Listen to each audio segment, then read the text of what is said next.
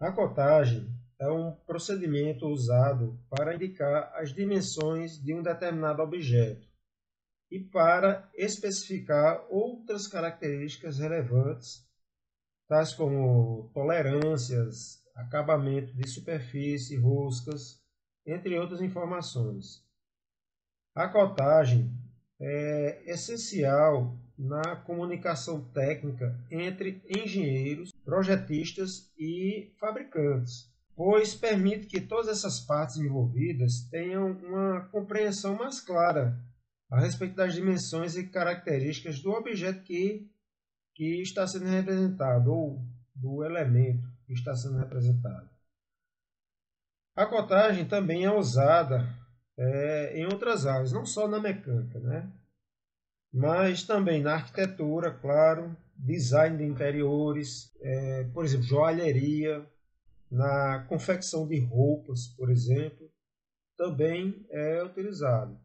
E por quê? Porque é importante indicar com precisão as dimensões desses objetos que estão sendo confeccionados, que estão sendo fabricados.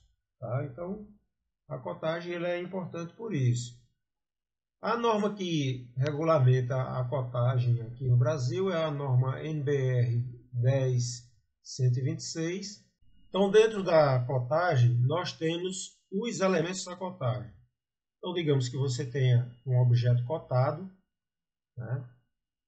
Esse objeto ele vai possuir esses elementos aqui, a cota, que é o valor, né, a dimensão que está se pretendendo representar. Existe a linha da cota, que ela contém exatamente uma representação geométrica desse tamanho aqui. Tem ainda as linhas de chamada, que elas partem, né, de dois pontos aqui, referentes à dimensão que se quer mostrar. E tem também as setas, que normalmente as setas, no desenho técnico mecânico, se utiliza com esta aparência, mas as setas elas também podem ser representadas dessa forma, né? Que aqui na verdade não é nenhuma seta, é uma barra. Tá? Então, por exemplo, essa barra aqui é muito utilizada na engenharia civil. Esse ponto aqui, ele é utilizado nas extremidades aqui, né, no local da seta. Ele é utilizado quando esse espaço aqui da linha de cota, ou quando o comprimento da linha de cota é tão pequeno que não cabe o valor da própria cota, né, o numeral. Então se coloca dois pontos aqui e coloca-se a cota por fora. As cotas indicadas nos desenhos são sempre as cotas reais do objeto, independentemente da escala utilizada no desenho. Não pode ser omitida nenhuma cota necessária para a definição da peça. Imagina aí, você é projetista, fez lá o desenho da peça, colocou as dimensões e esqueceu uma dimensão. O fabricante, quando ele pegar aquele desenho, ele precisa daquela dimensão. Você não pode ocultar as dimensões. Nem você pode colocar dimensões demais, né? Colocar cotas demais. Então você vai colocar as dimensões necessárias. Os elementos devem ser cotados preferencialmente na vista, que dá mais informação em relação à sua forma ou localização. Por exemplo, se você está querendo fazer a cotagem de um círculo, então aqui nós temos a vista frontal e a vista superior. Entre cotar o círculo aqui e cotar o círculo aqui, é interessante você cotar aqui, porque aqui você já está vendo que é um círculo mesmo, né? E aqui a gente sabe que é um círculo por conta desse símbolo, mas sabemos, né, que aqui é um círculo, mas é melhor que seja cotado onde realmente você consiga visualizar o círculo. Falei aí do símbolo do diâmetro, né? Mas existem outros símbolos envolvidos na cotagem. Por exemplo, se não for o diâmetro, você quiser cotar o raio, então coloque-se a letra R, depois o valor da cota, a exemplo dessa cota aqui com raio de 15, né? Então o valor de R e o valor da cota, o R e a cota.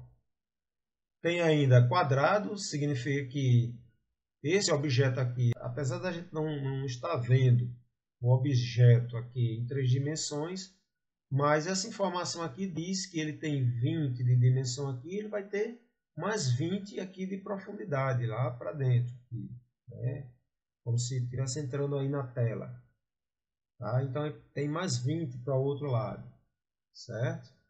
Tem ainda raio esférico e diâmetro esférico, é a mesma analogia aqui de raio e diâmetro, só que referente a uma esfera.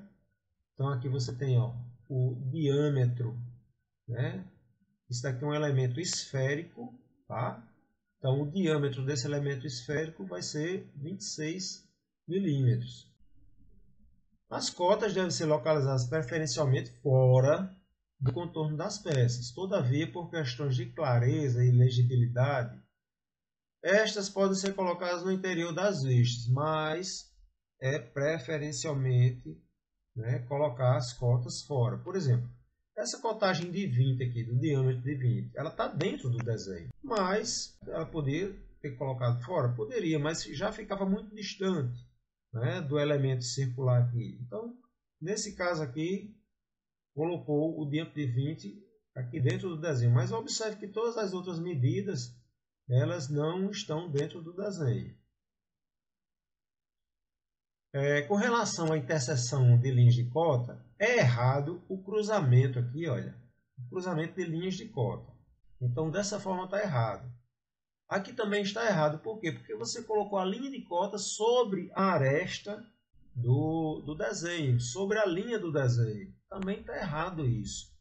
Então, o correto é você fazer o afastamento, colocar as cotas menores aqui por dentro, né, mais próximas à vista, né, do desenho, e as cotas maiores elas ficam mais afastadas da vista do desenho. Então isso é o correto a se fazer. Cotas redundantes. Há uns momentos atrás eu falei que a gente não deve omitir cotas, mas também a gente não deve colocar cotas demais, que é exatamente a questão das cotas redundantes. Por exemplo, aqui está cortado esse 60. Por quê? Porque essa mesma dimensão de 60 ela já está representada aqui, certo? E não é porque é 60 e 60 não, tá? Porque, por exemplo, aqui ó, você tem 20 aqui, tem 20 aqui e não foi cortado. Não, é porque essa dimensão aqui é exatamente essa daqui. Então, ao invés de colocar o diâmetro de 20 aqui, você coloca aqui. E aqui, no caso, por se tratar de cotas redundantes, você não vai colocar diâmetro de 20 aqui e diâmetro de 20 aqui. Então, preferível colocar aqui em cima. Cotagem de elementos equidistantes. Então, imagina aí que você tem uma chapa toda furadinha, o comprimento dela é extenso. Você não vai estar cotando 18, depois mais 18, depois mais 18. Então, você faz um início aqui, faz uma ruptura e depois identifica aqui que vão existir 17 orifícios aqui circulares com a distância de 18 entre cada centro. Então essa é a maneira correta e não ficar colocando, repetindo aqui 18, 18, 18, 18, 18, 17 vezes. Não. A escala é uma relação matemática entre as medidas de um desenho e as dimensões reais do objeto. A escala é essencial para garantir que o desenho seja preciso e possa ser utilizado para a construção ou fabricação do objeto, né, em questão. Então, a norma que trata a respeito da escala é a norma NBR 8196 da ABNT, da Associação Brasileira de Normas Técnicas. Essa norma ela fixa o emprego, né, de escalas e suas designações em desenhos técnicos.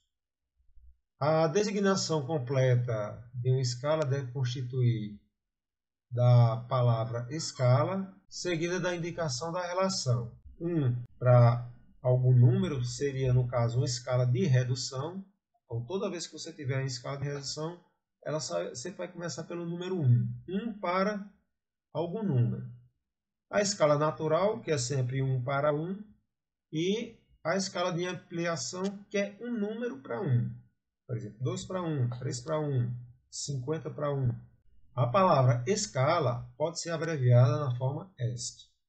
Então, tudo isso que está aqui é a norma brasileira que recomenda.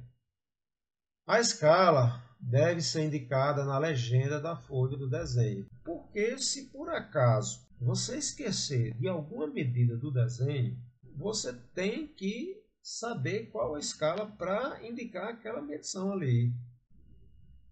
Quando for necessário o uso de mais de uma escala, porque você pode ter, por exemplo, um maquinário, que você tem peças de dimensões diferentes, uma peça grande, uma peça pequena, mas você quer colocar isso tudo numa mesma folha, então você tem que ter o que? Escalas diferentes aí. Então, quando for necessário o uso de mais de uma escala na folha de desenho, estas devem estar indicadas junto à identificação do detalhe ou vista a que se referem.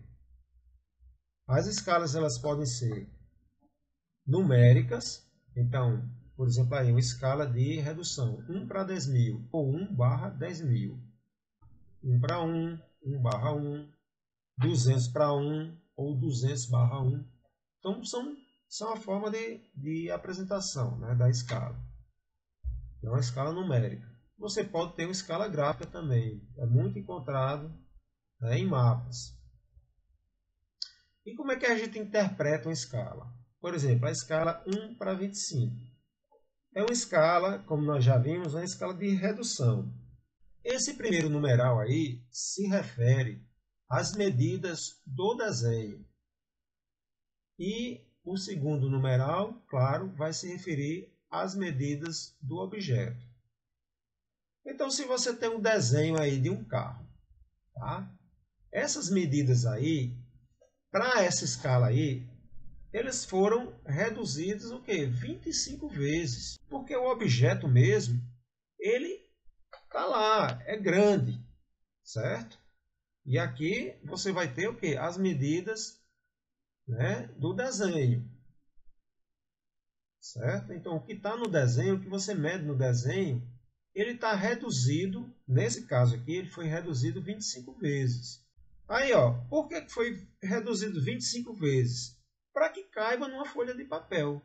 Então, quando você chega lá com a régua e vai fazer a medição lá, entre o centro de uma roda e o centro da outra, você vai ter uma dimensão. Essa dimensão aí, né, ela vai ter que ser multiplicada por 25 para você saber a dimensão lá do objeto. 1 milímetro no desenho equivale a 25 milímetros no objeto. Ou, se você medir aí, né, o comprimento do carro, ele dá, aqui não dá para a gente perceber, mas é 4.160 milímetros. Mas se você for medir com a régua aqui o comprimento do carro, você vai obter o quê? 166,5 milímetros. Quando você multiplica 166,5 milímetros por 25, você vai obter o quê? 4.160 milímetros lá no carro. Interpretação ainda da escala. Por exemplo, aqui a gente tem uma planta. Só mais um detalhe. No desenho, você tem que colocar não as medidas do desenho, mas as medidas do objeto. Por exemplo, aqui a gente tem uma planta baixa, né, de um apartamento de um quarto. Certo? Um quarto, sala, tá. Mas vê só, olha só as medidas. 800, 420. Então, o que é que isso significa? São medidas, né, em centímetros. Então, 800 centímetros, 420 centímetros. Então, no caso aí, observa aqui, por exemplo, ó, que o banheiro aqui, ó, a gente não está vendo a dimensão do banheiro. Tá? As paredes aqui, ó, elas possuem 15 centímetros de espessura. Mas essa dimensão do banheiro aqui a gente não está vendo. Está vendo aqui a medida, ó, 120 centímetros, 1,20 m, né? Mas a dimensão aqui do comprimento a gente não está vendo. Então, o que é que a gente vai fazer? A gente não tem nem a escala desse desenho. Como é que a gente vai descobrir a escala desse desenho? Então, ó, colocando a régua aí, a gente vai pegar essa medida aqui, ó, por exemplo, essa de 800.